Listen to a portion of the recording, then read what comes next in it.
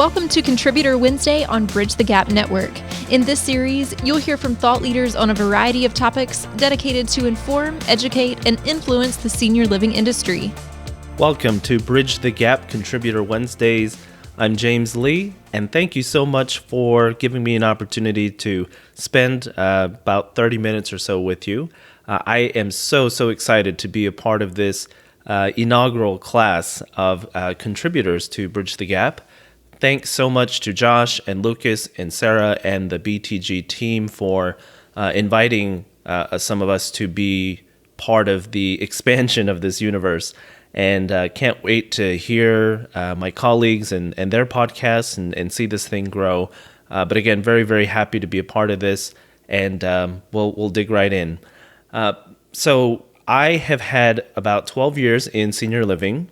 And the short elevator pitch here is that I started off as a caregiver and a concierge at a assisted living community in Austin, Texas.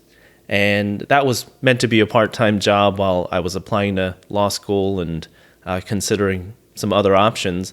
And little did I know, right? And here I am 12 years later.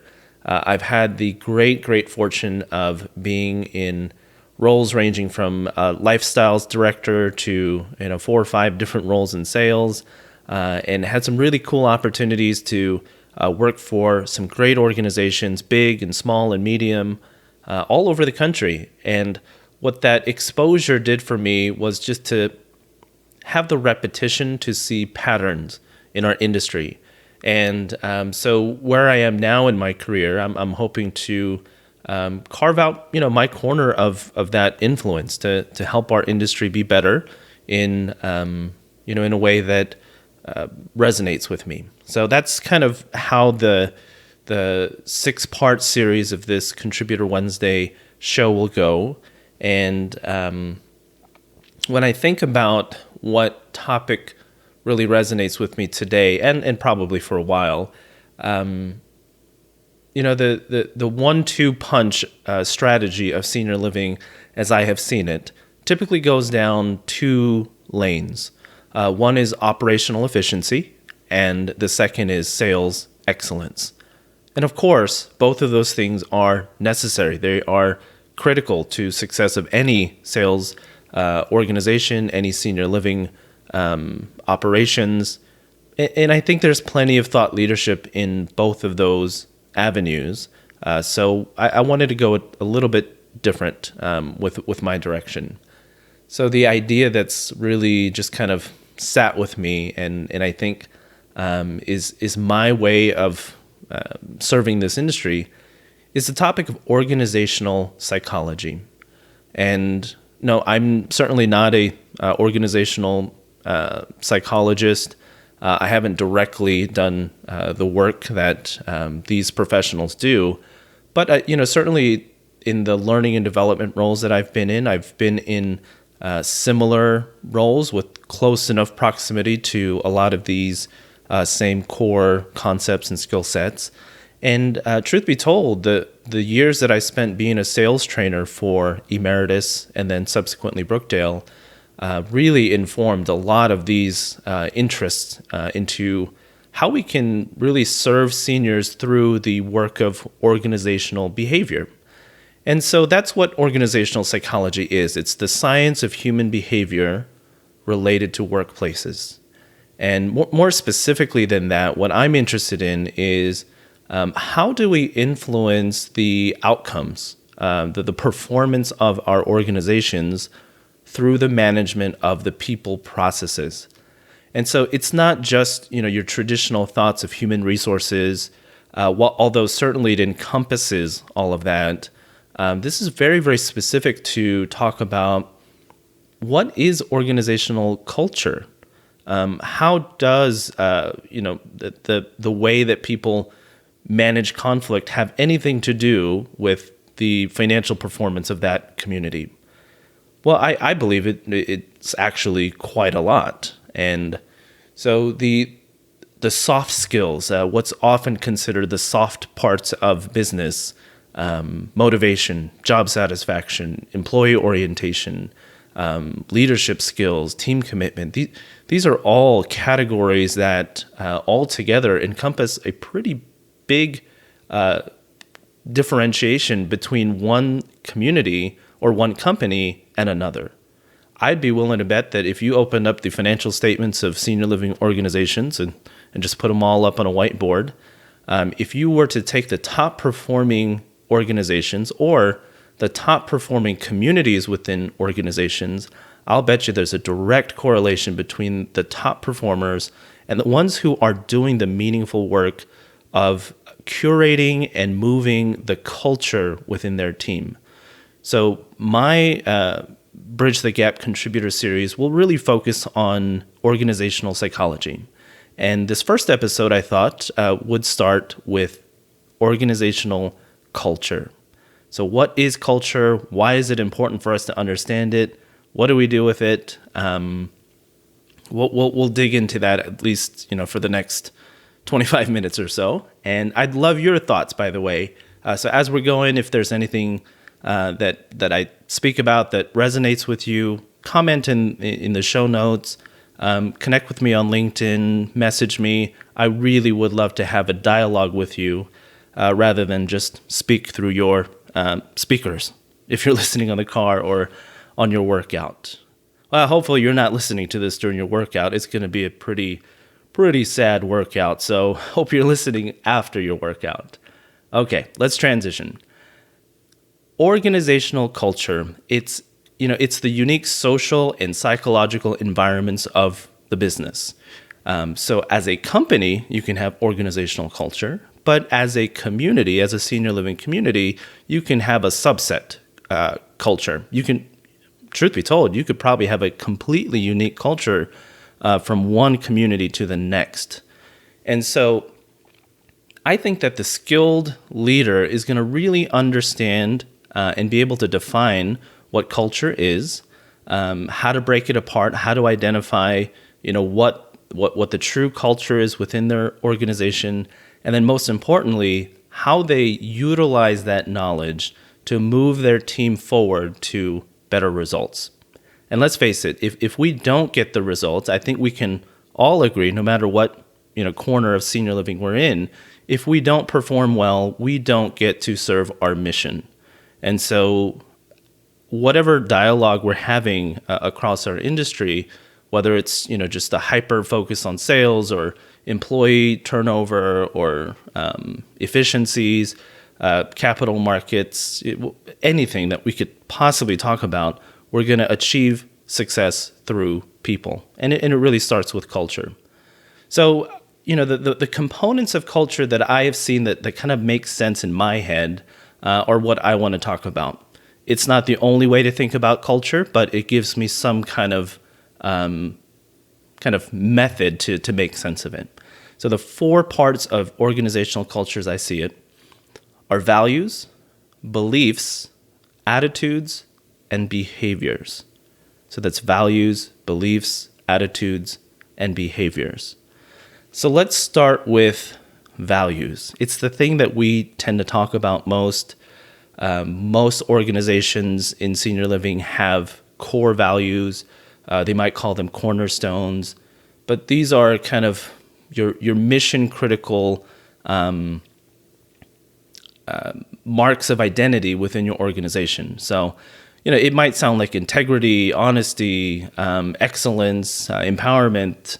There's a lot of different values that our senior living industry has within the organizations. And truth be told, a lot of them are very similar. I'd be willing to bet that you take integrity, and that's probably a value within most of our organizations.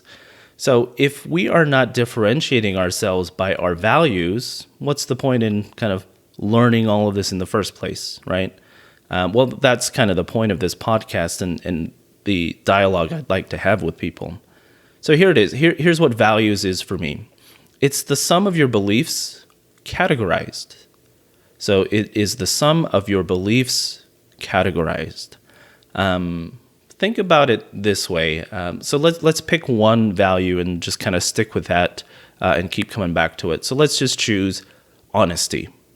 If honesty is a value which we hold to be of importance to us individually and as an organization, beyond just seeing it on a piece of paper, beyond just talking about it at your stand-up meeting, what value can we extract from having a value in the first place?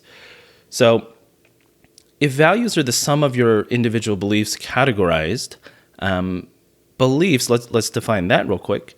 Beliefs are the individual ideas that we accept as true. They are what we call our personal convictions.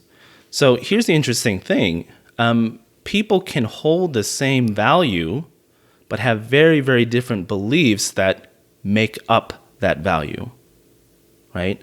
So as an example, maybe one of my core beliefs that contribute to the value of honesty is that I believe that a white lie is a lie.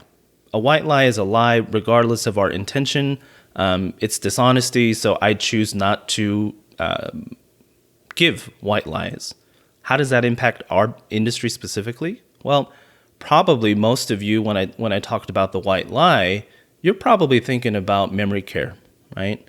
How can we navigate that kind of gray area of, is it therapeutic lying to help a senior who's struggling with frustrations of dementia to say, yes, your mother will be here at 4:00 when their mother has been passed away for decades. This is the stuff that at an individual level, if you have a caregiver who believes a white lie is a lie no matter what, their value of honesty is still the same value that you hold, but understanding that different beliefs make up their version of that value is going to be pretty important to the leader. So, we can't get lost every day in just trying to understand what are the hundreds of different beliefs that each of us hold that make up this value. But certainly having the intention or the capacity to find that out as a leader is pretty important. It is important to how you mold and change that person so that you can kind of meet eye to eye and say, hey, we're after the same thing, but we're coming at this from different angles. And so having the language and the ability to kind of talk with people about why friction might exist is the first step to clearing that friction. So values are the sum of your beliefs categorized, and beliefs are the individual things that make it up. So just to use a metaphor here, think of like a pantry in your kitchen, and you have a shelf, and the shelf, or the shelves rather, have lots of jars on it. So just picture a 4-shelf system that has a bunch of clear jars just stacked on them. Each of those jars are values. They're categories of beliefs. The things that are inside the jar are the ingredients. They're the beliefs, the individual things that make up the values. Okay, so I'll expand that metaphor as we go. We've talked about values. We've gone over beliefs. Now the third part is attitudes. Attitudes are the expression of the values. Attitudes are the way that we express the value that we hold. So again, this is pretty important as a leader to understand that we can hold the same values, but we are going to express those differently. Beliefs are very kind of historic. They're based on kind of how you were nurtured, how you grew up. Beliefs don't typically change over time. They're pretty well grounded. Attitudes are very forward-facing. Attitudes are how I express my values every day. So going back to the example of honesty, if my belief, so if my core belief, one of my beliefs is a white lie is still a lie, I'm going to express honesty differently than someone who believes that a therapeutic lie is well intended, and so it's okay, right? So I don't have any judgment about which one is right or wrong, but just commentating that two different beliefs can make up the same value. So those two caregivers, let's say, are going to express their values differently. And look, when we don't understand how to bring people to the table and help people understand, why there might be conflict between the two, leaders just get lost in, saying, hey, look, agree to disagree. Let's all be adults and move forward. Well, you can only use that card so often before people just label that leader not present, in the culture. So attitude. So going back to the pantry analogy, values are the jars in your pantry. Beliefs are the individual ingredients that go into those jars. So if attitudes are the expression of values, it would be, different ways of using the ingredients to create a meal. So you could stock a pantry with the exact same ingredients, and two chefs are going to come up with completely different ways to present a meal to you. Well, that's attitudes. So when leaders say of a person, well, they just didn't have the right attitude. Well, what are we saying? They might have held the same beliefs, the same values, but they expressed it differently. And can we live with the fact that people are going to express values differently within our teams and differently within our organizations? I'd be willing to bet that most people are going to kind of reactively say, yes, of course, we have room for different kinds of thoughts throughout our organization, and that makes us better. That's nice to say. That's nice to hear. But, let's think about it this way. Here's a question I would challenge us with. How many of you have ever come across a situation where the stated values of the organization contradicted what you saw in daily practice? Yeah, I'd be willing to bet most of us have seen that. And it's not a criticism of our individual companies. It's just an observation, certainly, that we have experienced this broadly and consistently enough that we all understand what I'm saying right now, that the stated values are different from what we see every single day. Well, why does that happen? I think that the reason that happens is that we have kind of a set it and forget it way of creating cultural values. We say at the onset of the formation of that company, here are the core values of our organization. And then that's it. We talk about it, we put it out in our orientation material, we speak to it at our stand-up meetings, but we don't really do the hard work of understanding and molding and doing something with all that data. So that's another reason that I think this conversation is more vital now if we're going to move forward into a new era of senior living. The best senior living companies aren't going to have advantage in location. They're not going to have an advantage in product type or pricing. It's going to be the people. It's going to be the people within their organizations believing in their product so much that the families believe it too.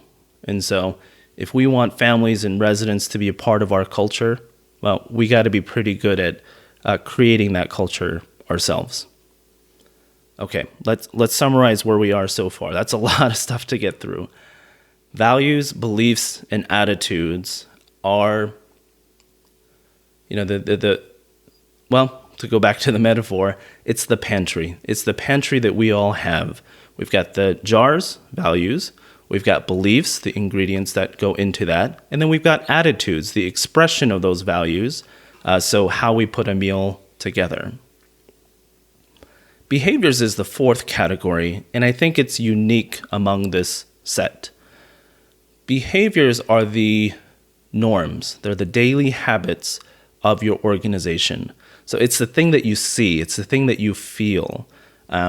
Most, day-to-day interactions in a community, in a senior living community, we don't outwardly talk about, hey, I notice that you're expressing your value differently than mine. Clearly we don't speak like that. But we can, of course, see, how people are behaving throughout the day. And I think this is the important thing for leaders and why this topic of organizational psychology and development is important for us to enhance and improve. Behaviors are the arena of work for a leader. We can't really easily or readily change people's beliefs. And if we can't change people's beliefs, we're going to have a very hard time moving people's values. We might have a shot at understanding their attitudes, how they express those values, but really the day-to-day work is in the behaviors. How do we change the daily norms, the daily habits and actions of individual team members within our organization? I think the way that our industry currently does that, the way that we try to measure culture within an organization, falls really short. We mean well, we certainly mean well, but we fall short of doing something with all of that data. So here's an example. Think about if your company has done something like an annual audit, an annual employee satisfaction survey. Okay, most companies do something like that. I've even known and seen organizations that do what they call culture audits. So they'll have regionals or corporate officers go out to communities and interview people, ask people, hey, how happy are you with the job here? What do you love most about this place? What do you not like about this place? The problem with surveys and the problem with doing auditing that way is that by the act of trying to measure something, you're going to change the result.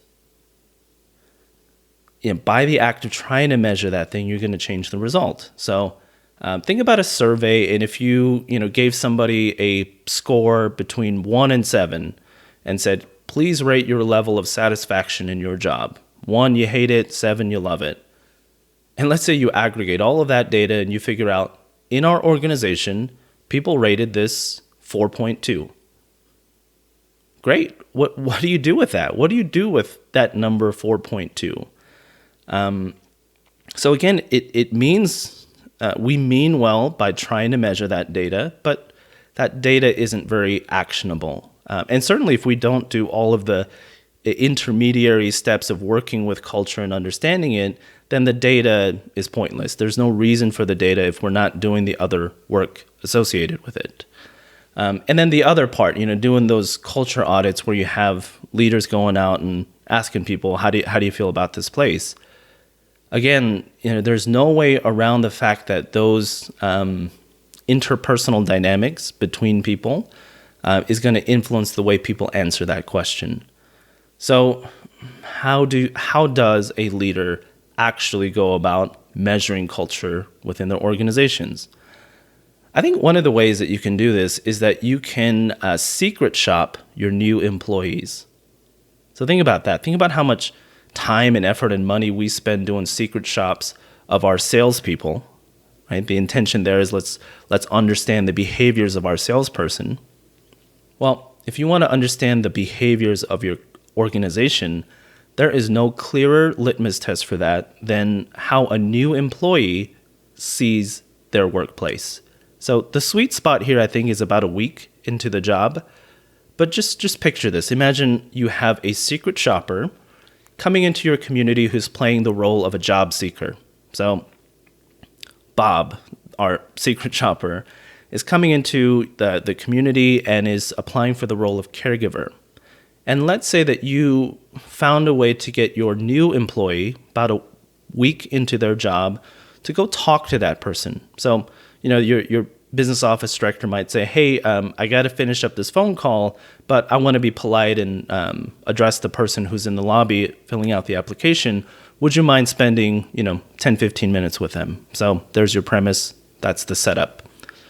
Bob, the secret shopper, might ask some questions that are going to feel very authentic, very organic, and this is how you're going to measure culture. So let's say Bob asks Sally, your new caregiver who's been there for a week. Bob says, hey, I'm very career-oriented and I really want to get ahead. I know you've only been here a week, but what do you think is the best way that somebody's going to get ahead at this company? I mean, think about how telling that answer is going to be from Sally.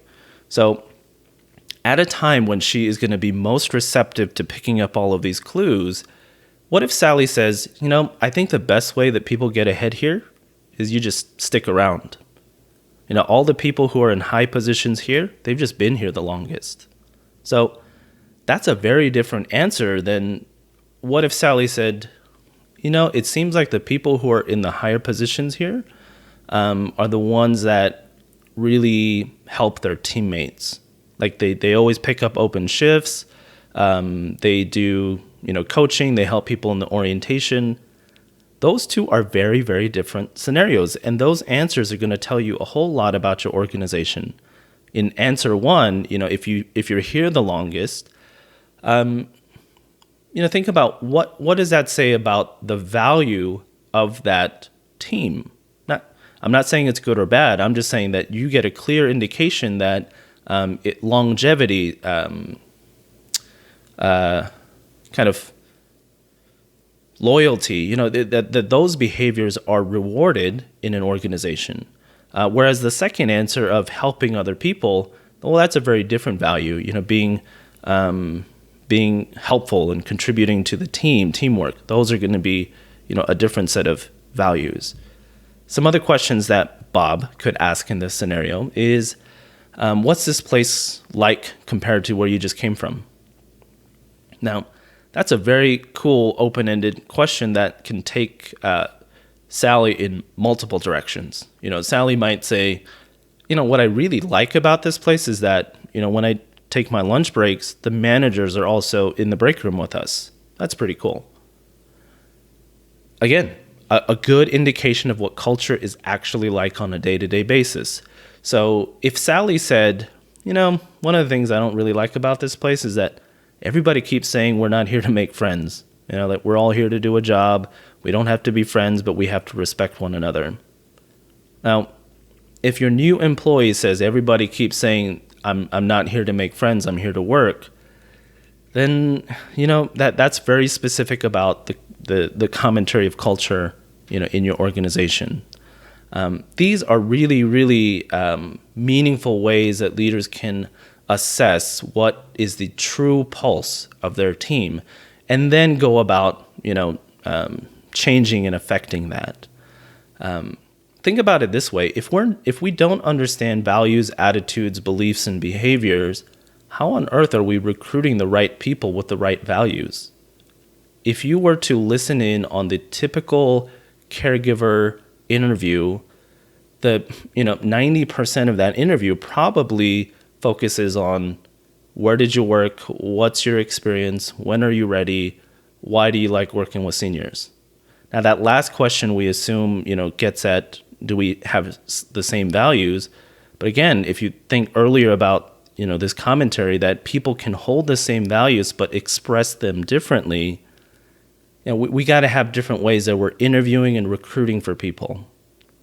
Think more about even your leadership. How are we as organizations recruiting leaders into our organizations? Again, if we're interviewing solely based on where did you work, what's your sales philosophy, how do you handle conflict? Again, they're very kind of superficial unless we understand to get at the answer beneath the answer. So if you're not doing some kind of a behavioral analysis, if you're not doing some kind of a check of how somebody thinks and behaves, then your interview process is just hiring a resume and not a person. So organizational culture, if we really want to move our organizations forward, we got to first start with making this topic important in our industry. So, I hope that that's what we're going to be able to do. And my commentary here in this 6-part series is really going to focus around different ways that we can move culture forward. And I hope that through the course of my career, I'll be able to influence that and move that forward as an industry. Because, times, they are a-changing. And if we don't get better at, attacking the problem of turnover in our industry, of being the same, we're going to just become a commodity like fruit, like senior living is going to be no different than somebody just saying, I'm going to go with the lowest price. And I happen to believe that this quote unquote soft skill work of organizational development, of learning and development, conflict management, change management, that these skill sets and leaders are the thing that are going to make organizations succeed in the years to follow. So I hope you'll join me on that journey through these conversations. Again, connect with me in these show notes, comment on the LinkedIn post, or email me. I'm happy to engage with you.